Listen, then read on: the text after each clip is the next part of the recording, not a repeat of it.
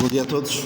É sempre um prazer e uma responsabilidade para mim estar aqui neste lugar e gostaria de vos falar de boas notícias, mas boas notícias para uns podem não ser boas notícias para outros, porque as boas notícias dependem sempre de quem as dá, quem as recebe e o momento em que elas são dadas. E é preciso ter sempre isso em conta, para não cair em erros de nos apropriarmos de boas notícias que não são para nós.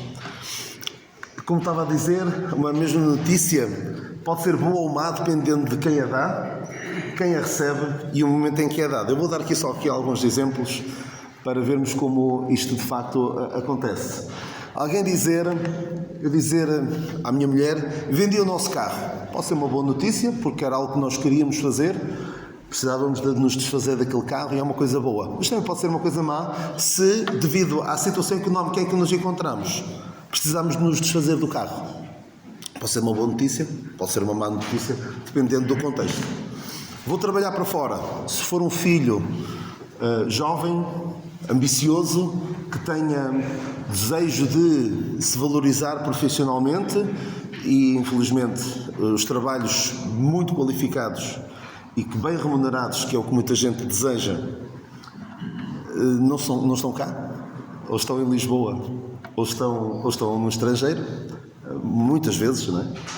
Mas se for uma pessoa já com alguma idade, como eu, que diga à minha mulher e à minha família, olha, vou trabalhar para fora, não é uma boa notícia. Um jovem dizer, conheci uma mulher com quem quero passar o resto da minha vida, se for um jovem é bom, se for eu a dizer à minha mulher, não é uma boa notícia para ela, certamente. Dizer, vais ser pai, se for num casal, não é? Vais ser pai, a mulher dizer ao marido, vais ser pai, é uma boa notícia. Agora, se for como terá acontecido há cerca de 2 anos, na Mortosa, uma mulher dizer a um homem, vais ser pai, está a ser julgado neste momento por causa disso, não é? Porque provavelmente é o que se pensa, não é? Que terá posto fim à vida daquela pobre mulher e daquela criança porque não queria ser pai. O mesmo pode ser, vais ser avô. Se for uma filha casada e dizer ao seu pai, vais ser avô, ele fica todo contente. Se for uma jovem adolescente que não está casada, dizer que vais ser avô, não é uma boa notícia. A polícia encontrou o seu filho. É uma boa notícia se o seu filho está perdido e a polícia encontrou o seu filho. É uma boa notícia. Mas se for alguém que está foragido à polícia e dizem à sua mãe ou ao seu pai, a polícia encontrou o seu filho, não será uma boa notícia. Eu dizer daqui a 6 meses, perdi 10 quilos nos últimos 6 meses, é uma boa notícia.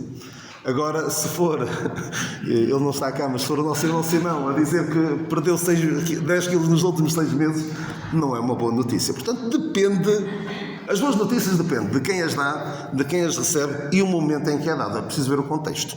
E na palavra de Deus, muito mais importante é nós percebermos isto. A Bíblia está cheia de boas notícias, mas precisamos de ver, quando são dadas, quem as dá, é sempre Deus que dá as boas notícias, e quem as recebe.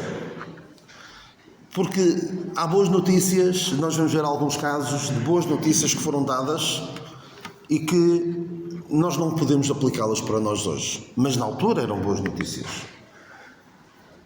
E nós precisamos, e é aí que eu vou terminar, com que notícias é que Deus tem hoje? Nós já cantámos ainda há pouco da divinal mensagem que avisa o pecador que Deus amou ao mundo e deu-lhe um Salvador. Podemos nos alegrar com as boas notícias que Deus deu noutros tempos, mas perceber que elas não são para nós. E quando falamos de boas notícias, estamos a falar de Evangelho, que é a palavra que significa boas novas. Na Bíblia há vários evangelhos, mas a base da salvação, a base pela qual Deus pode salvar a todo o homem hoje e ao longo dos tempos, sempre foi a obra redentora do Senhor Jesus Cristo na cruz.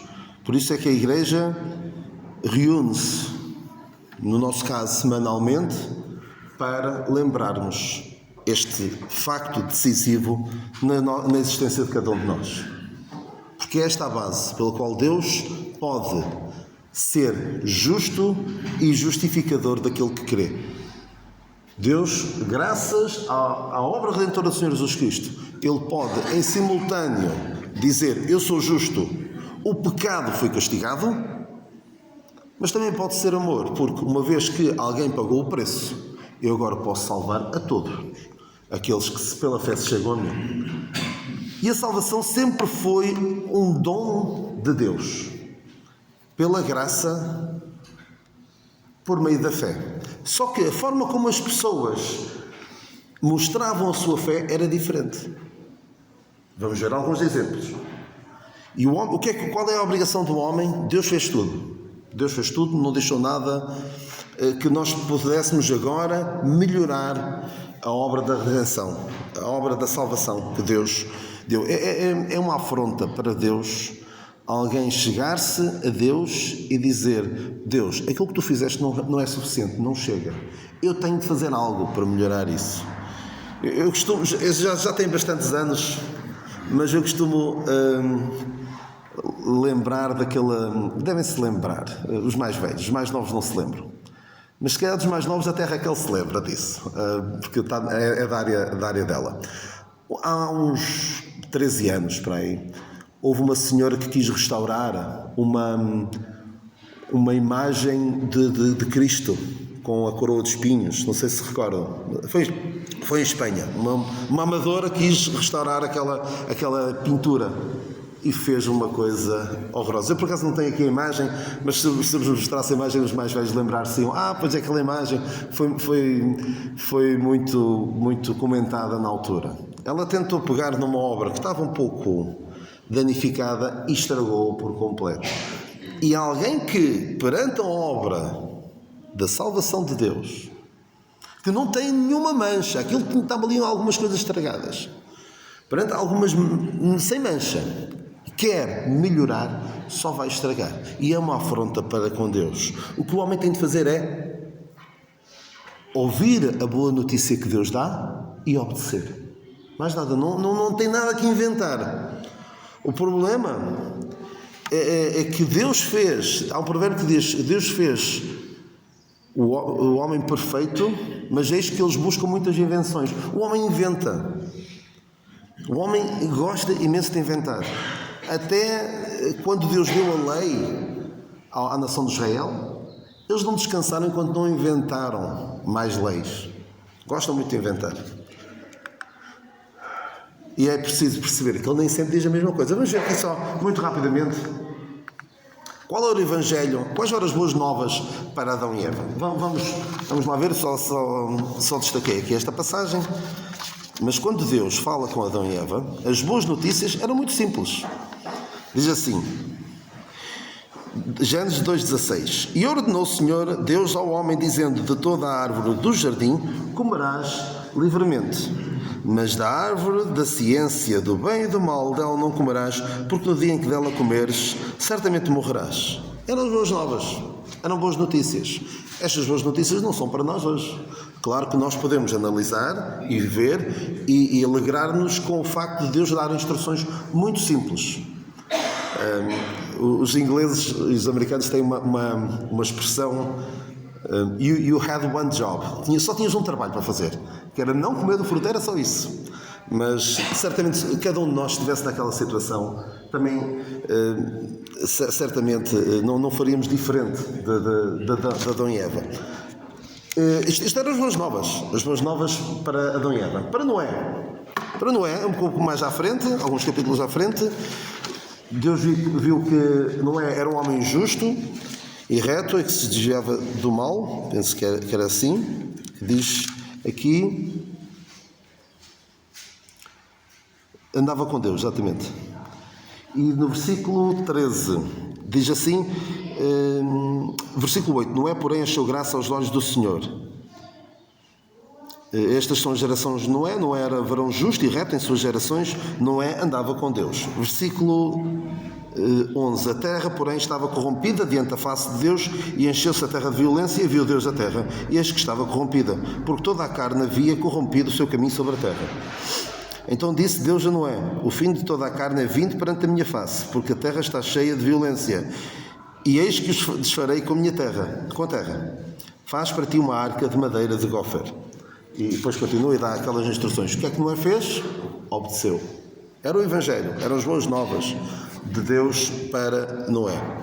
E tal como nas boas novas que nós anunciamos hoje, há más notícias e há boas notícias. Aqui a má notícia é que Deus ia destruir a terra. A boa notícia é que havia uma solução.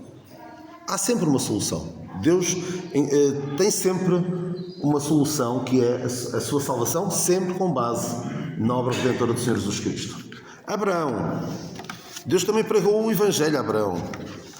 Em Gálatas 3, 8, diz assim, 3:8. Ora, tendo a Escritura previsto que Deus havia de justificar pela fé os gentios, anunciou primeiro o Evangelho a Abraão, dizendo: todas as nações serão benditas em ti. Não é este o Evangelho que nós anunciamos hoje. Todas as nações serão benditas em ti. E ele creu, e isso lhe foi imputado como justiça. Porque ele obedeceu ao que Deus dizia. Mais tarde, vemos o Evangelho do Reino. O tempo está cumprido, o reino de Deus está próximo. Arrependei-vos e crede no Evangelho. O Evangelho do Reino que foi pregado pelo Senhor Jesus Cristo, João Batista e os discípulos. E é curioso, em Pentecostes, eu vou deter-me aqui um pouquinho, vamos ler Atos 2, 38. Atos 2, 38.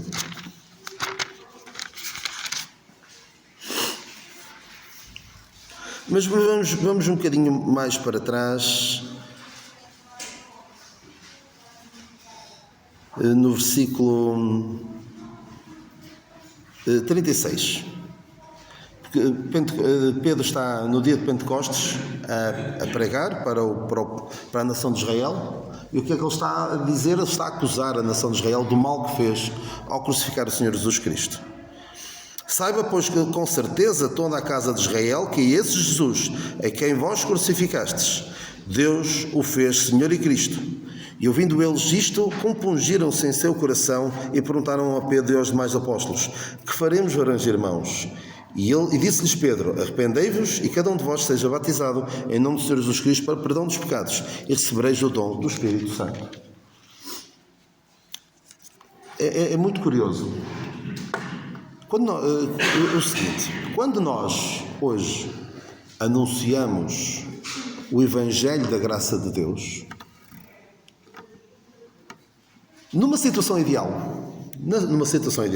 que por vezes, infelizmente, é cada vez mais difícil as pessoas sentirem o peso do seu pecado, sentirem a necessidade de um Salvador, porque o mundo parece que lhes oferece tudo. O mundo oferece até o privilégio de não se sentirem culpados devido ao seu pecado. Quem peca é que está bem. Quem procura fazer as coisas de uma forma correta e de acordo com a palavra de Deus, esses é que estão mal. Mas numa situação ideal, quando apresentamos o Evangelho, as pessoas chegam a um ponto, deveriam chegar a um ponto em que pensam: realmente são notícias duras, sou um pecador e há condenação para o pecador. O que é que eu posso fazer? Qual é a solução para este problema? E é aí que entra o quê? Graças a Deus que o Senhor Jesus Cristo morreu na cruz pelos teus pecados. É aí que entra a morte do Senhor Jesus Cristo. Mas reparem que não é o que está a acontecer aqui. Aqui o que está a acontecer aqui é Pedro está a falar à nação de Israel e está a apresentar a morte do Senhor Jesus Cristo não como uma solução para o seu problema, mas sim o problema. Ou seja, a morte de Cristo, nesta passagem, não é apresentada como a solução para o problema da nação de Israel, mas como o problema. E qual é a solução? Arrependei-vos e cada um de vós seja batizado em nome do Senhor Jesus Cristo, para perdão dos pecados, e recebereis o dom do Espírito Santo. Muito importante perceber se a morte de Cristo, nas boas novas que são anunciadas, são a solução ou o problema. Hoje nós não anunciamos a morte do Senhor Jesus Cristo como a solução para o problema maior de todo o homem, que é o problema do seu pecado. E no Apocalipse fala do Evangelho eterno. É curioso. Outro Evangelho que fala,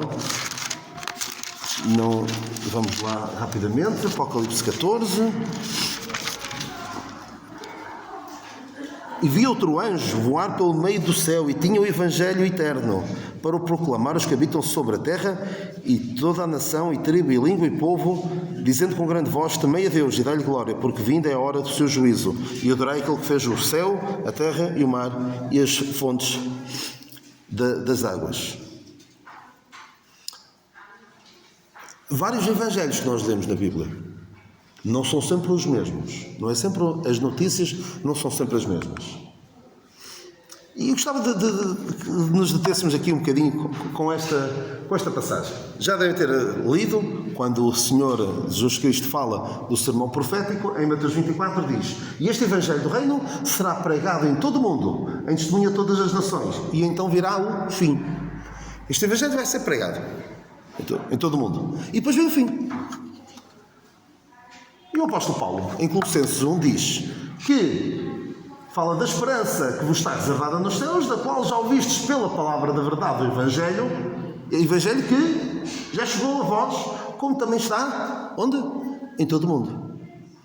Juntando estas duas passagens, e um problema que existe, muitas vezes, na leitura da palavra de Deus, é ver coisas que são parecidas e achar que elas são as mesmas. Isso pode dar sérios problemas.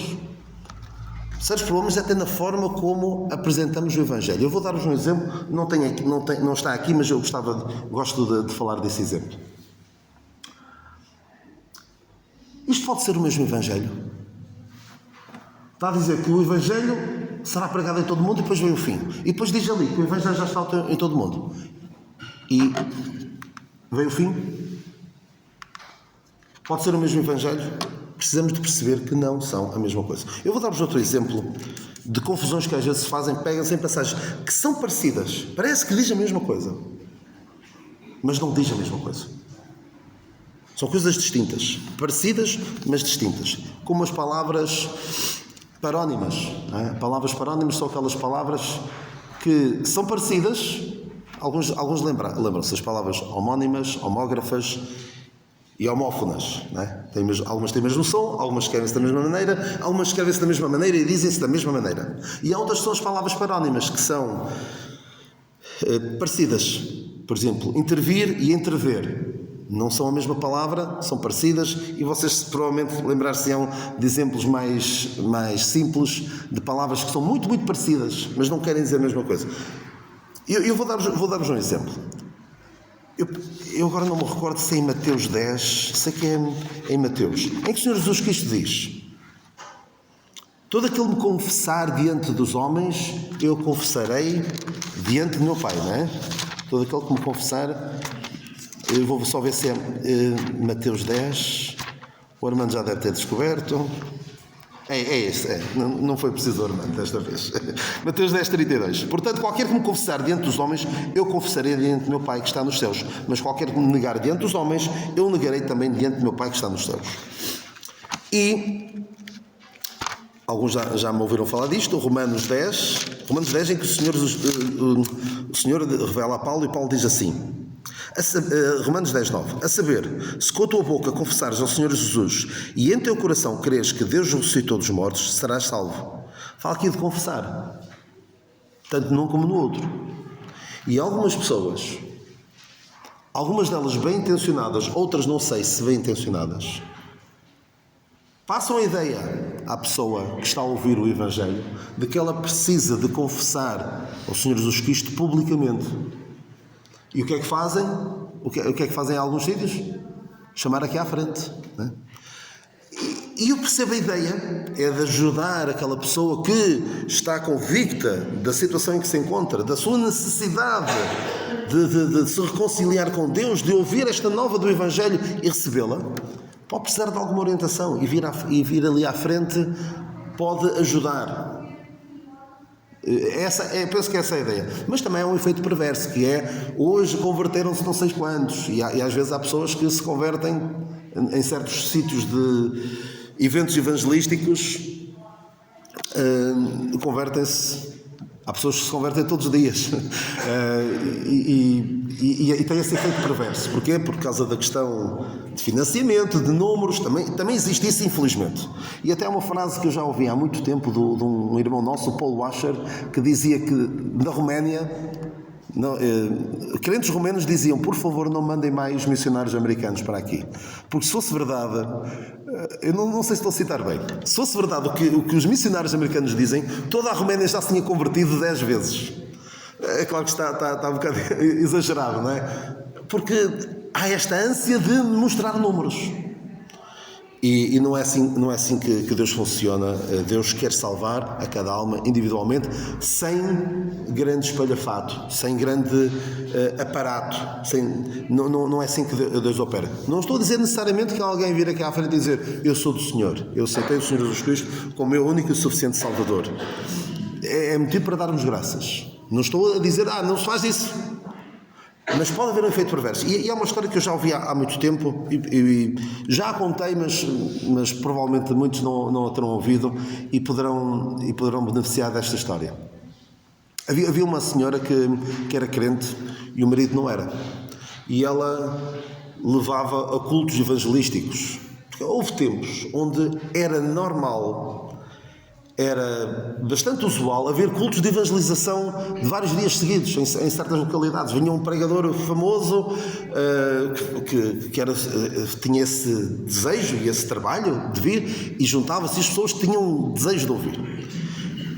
Hoje em dia, infelizmente, não há tanto essa prática, mas havia em tempos. E então ela levava-o a esses cultos evangelísticos. E a dada altura, o evangelista, a pessoa que estava a anunciar o Evangelho, dizia, chamava as pessoas à frente: quem quiser aceitar o Senhor Jesus Cristo, venha aqui à frente. E aquela senhora, desejosa de que o seu marido se convertesse, que aceitasse a salvação que o Senhor Jesus Cristo oferece, orar no seu lugar para que ele fosse lá à frente. E depois, na viagem de regresso, ela perguntava-lhe: então, estava ali a orar para que tu fosses. Ele disse: não sei, algo me estava a prender à cadeira, não consegui levantar-me para ir lá. Pode ser que da próxima vez eu vá e aceite o Senhor Jesus. Reparem como com boas intenções, espero eu que com boas intenções, daquele pregador, passou para a cabeça, para a mente daquela pessoa, que para aceitar o Senhor Jesus Cristo, ele precisava de lá à frente. Reparem como algo que é feito com boa intenção pode ter um efeito perverso. Porque se alguém para aceitar a salvação que Deus oferece precisa de se levantar e ir lá à frente, está-se aqui a acrescentar qualquer coisa. É perverso. Perverso não com intenção. Por isso eu gosto também de citar um evangelista escocês do século XIX, ou o século XX, já não sei ao certo. Ele dizia assim: a salvação, ele fazia sempre o apelo de que a salvação é pela graça por meio da fé. Não precisas de qualquer obra. E ele dizia assim: se eu precisasse para ser salvo, quem é que sabe esta expressão? Quem é que sabe esta frase? Exatamente.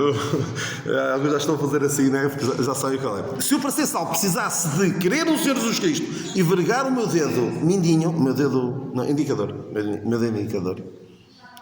e pôr fé nisso, duas coisas aconteceriam. Primeiro, a salvação deixava de ser unicamente pela graça, que eu tinha acrescentado aqui uma obra. Além disso, eu nunca teria a certeza da salvação, porque nunca teria a certeza de que tinha feito bem. Porque ele não diz se é para vergar 20 graus, 30, 40, 50, 90, não sei. E a salvação, e Deus quer que tenhamos paz, estejamos descansados. Não estejamos a pensar: será que eu já fiz o suficiente? Será que eu preciso fazer mais alguma coisa? E por vezes pegarem passagens como esta, de Romanos 10 e de Mateus 10, e reparem uma coisa: Quem tem uma Bíblia como a minha, a Cristina sei que tem, não é? E eles têm uma Bíblia com estas passagenzinhas em baixo. Se eu vier aqui a Romanos 10:8, Romanos 10:8, não, 10:9. Se eu vier aqui, remete para a passagem de Mateus 10:32. Ou seja, alguém está a estudar a palavra de Deus, vê esta passagem, vai ali, então que passagem é que está relacionada com este? E vai à outra. Precisamos ter cuidado. Há notícias que são boas para nós hoje, há notícias que eram boas para outros noutro tempo, e não as devemos misturar, devemos ter muito cuidado.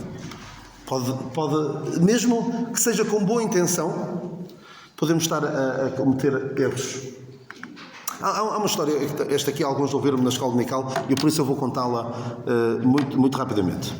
É uma história fictícia contada pelo nosso irmão Cornelius Stem, já há quase 100 anos que ele contou esta história. E é mesmo fictícia porque fala de um homem perdido, que se sentia perdido, e que encontra um crente com uma Bíblia debaixo do braço. Ou seja, duas coisas praticamente impossíveis de acontecer hoje em dia: alguém sentir-se perdido e consciente do seu pecado, e alguém andar com uma Bíblia debaixo do braço. Infelizmente é mesmo ficção. Então ele encontra um crente com uma Bíblia e diz: é possível que você me consiga ajudar? Tenho uma Bíblia, o que é que eu posso fazer para ser salvo?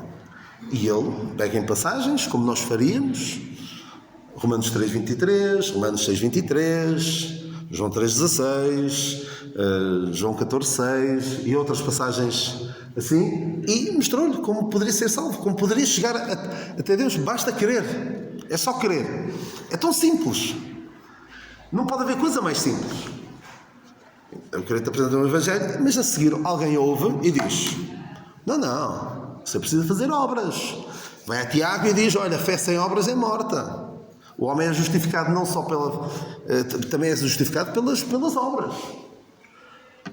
E depois vem outro, eu não quero aqui falar mal dos pentecostais, porque é um termo bastante genérico, mas há alguns pentecostais em particular que dizem que para ser salvo não precisa daquelas obras todas. Por assim dizer, ele diz: o crente está a simplificar demasiada coisa, o outro está a dificultar demasiada coisa.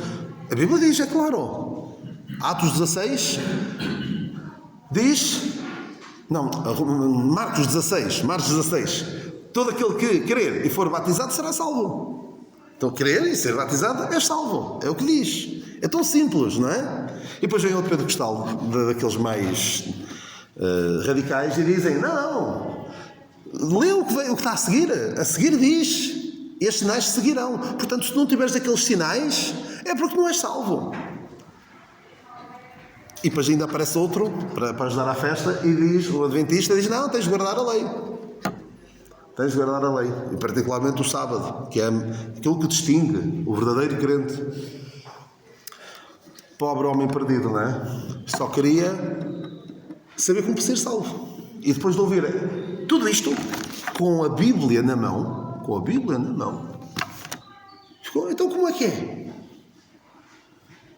Precisamos de perceber algo muito importante, que é quais são as boas notícias para nós hoje.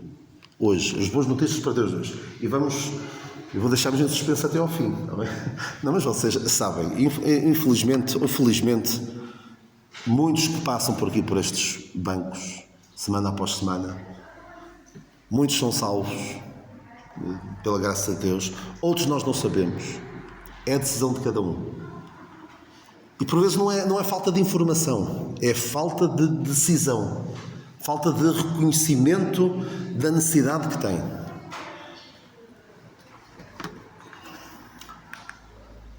Porque, voltando a complicar o que é simples, por vezes há pessoas que também não percebendo bem, não dividindo bem as boas notícias para hoje e as boas notícias noutro tempo, confundem.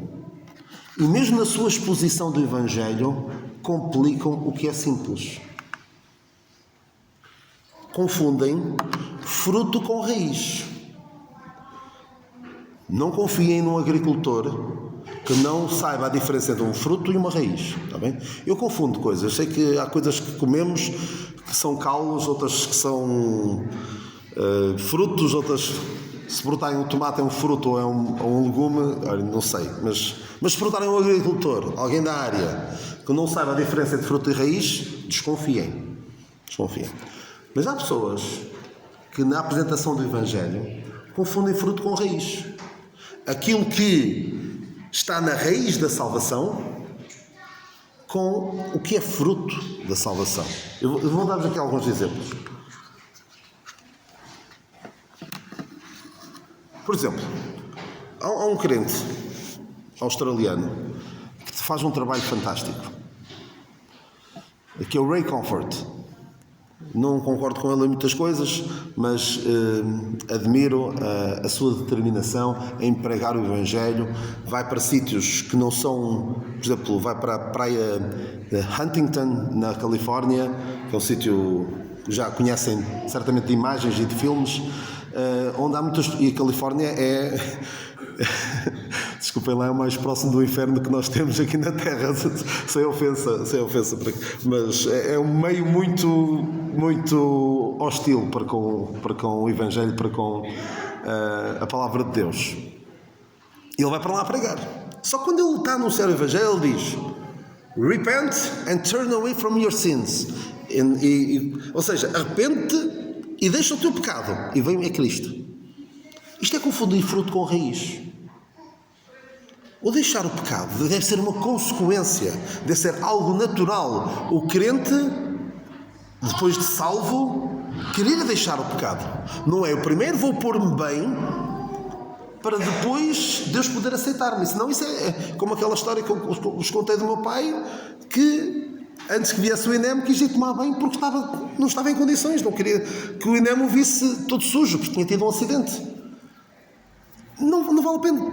Tem de se atacar o problema de imediato. Não vais primeiro dar um jeito para ver se estás em condições, para ver se depois Deus te aceita. Por exemplo, aqui o declarar a sua fé. Declarar a nossa fé é algo que deve surgir naturalmente depois de aceitarmos a salvação. Não é algo que deva ser exigido. Não, tens de vir aqui à frente, declarar a tua fé para poder ser salvo. Isso é confundir fruto com raiz. Infelizmente, alguns confundem. E passam estas ideias erradas.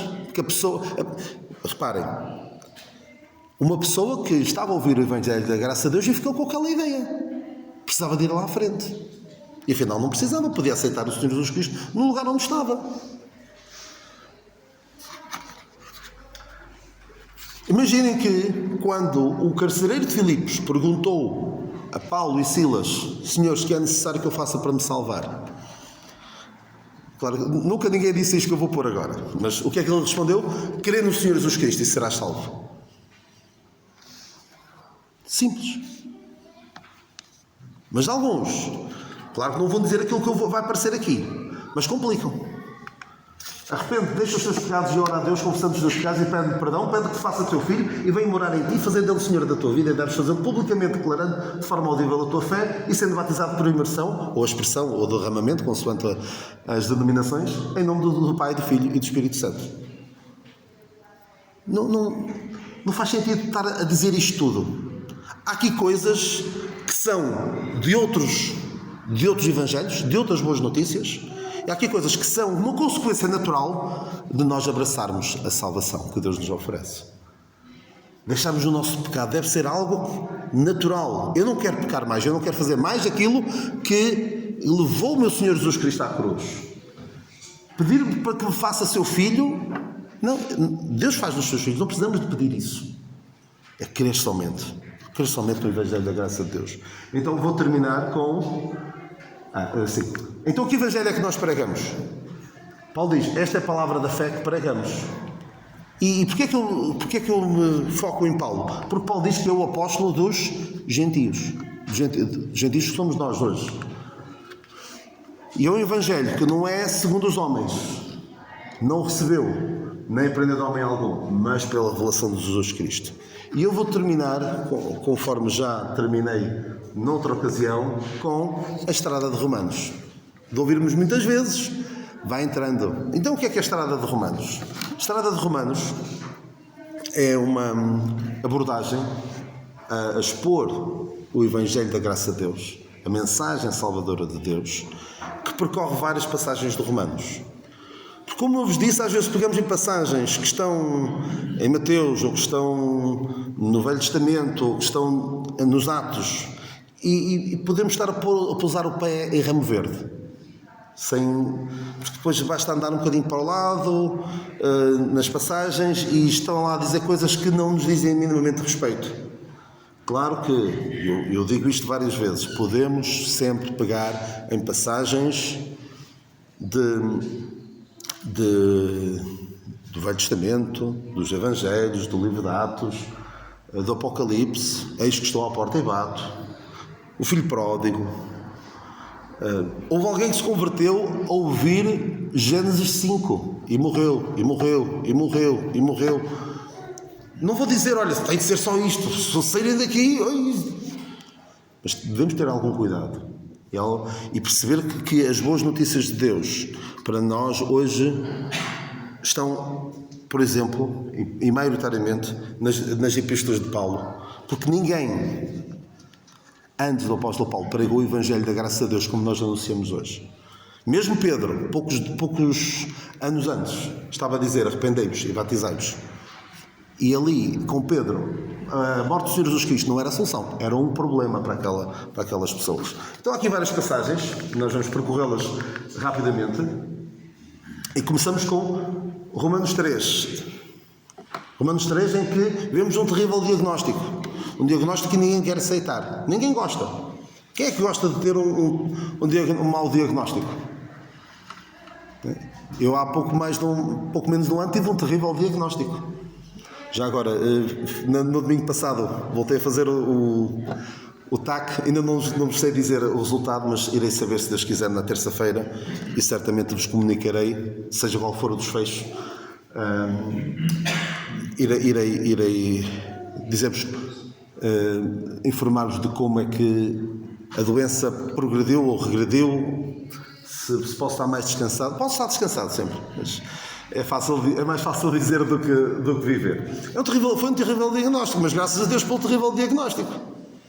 Muita gente o que é que quer? Não quer o diagnóstico, quer viver como está. E sabe bem, não saber que se tem um problema. Muitas pessoas vivem felizes, sem saber que têm um problema. Preferem ignorar que têm um problema. E em relação às coisas espirituais, isso é terrível. E qual é o terrível diagnóstico? Não há um justo nem um sequer. Não há ninguém que entenda, não há ninguém que busque a Deus. Todos se extraviarem e juntamente se fizerem inúteis. Não há quem faça o bem, não há nenhum só. Não se aproveita ninguém. Nem mesmo aqueles de quem disseram que morreu um homem bom há cerca de um mês. Morreu um homem bom. Não, a Bíblia diz que não há ninguém bom. E o próprio Senhor Jesus Cristo diz: não há ninguém bom senão Deus.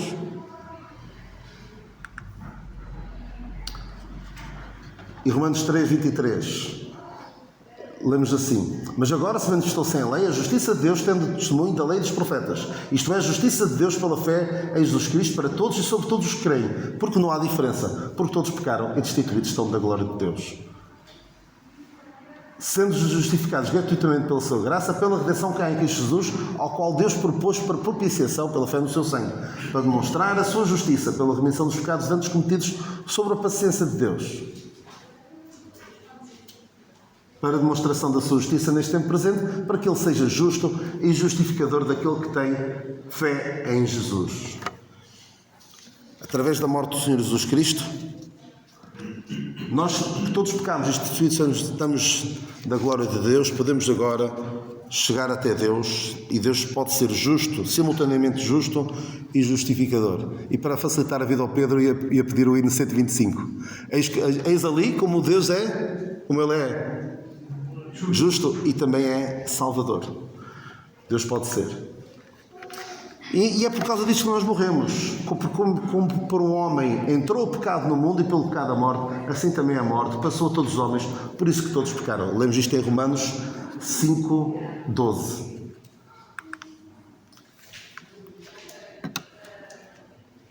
E em Romanos 6, 23, porque o salário do pecado é a morte, Mas o dom gratuito de Deus é a vida eterna por Cristo Jesus nosso Senhor. O que nós merecemos, devido ao nosso pecado, é a morte. Mas, pelo Senhor Jesus Cristo, por causa do que o Senhor Jesus Cristo fez, nós podemos agora ter um dom, ter uma dádiva, ter um presente que é de Deus, que é a vida eterna. Imaginem quão ofensivo é, se calhar já vos aconteceu, alguém oferecer uma coisa e outra pessoa dizer não quero. Muitas vezes as pessoas até fazem o quê? Aceitam por uma questão de cortesia e no Natal seguinte lá vai o chamado regift, não é? Dar prendas que já se receberem não gostaram muito. Normalmente é o que se faz. Mas imagina a ofensa que é para com Deus. Uma oferta que custou a morte do Senhor Jesus Cristo, o seu precioso sangue. E agora alguém dizer, não quero. A maior ofensa que se pode fazer a Deus é alguém olhar para a cruz de Cristo e dizer, não me diz nada. Mas infelizmente é esta a reação de muitas pessoas perante a graça de Deus. É-lhes indiferente. Esta passagem de Romanos 5:8, porque Cristo, estando nós ainda fracos, morreu seu tempo pelos ímpios, porque apenas alguém morrerá por um justo, pois pode ser que pelo homem bom alguém ouse morrer, mas Deus prova o seu amor para connosco, em que Cristo morreu por nós, sendo nós ainda pecadores.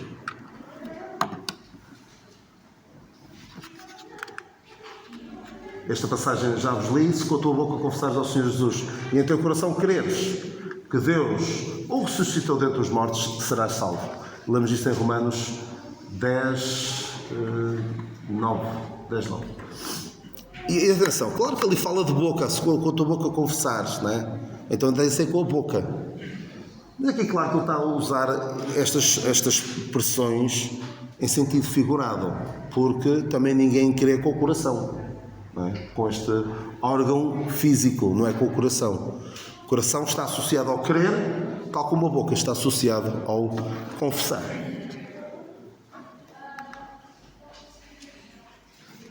Todo aquele que invocar o nome do Senhor será salvo. Temos aqui a segurança da salvação.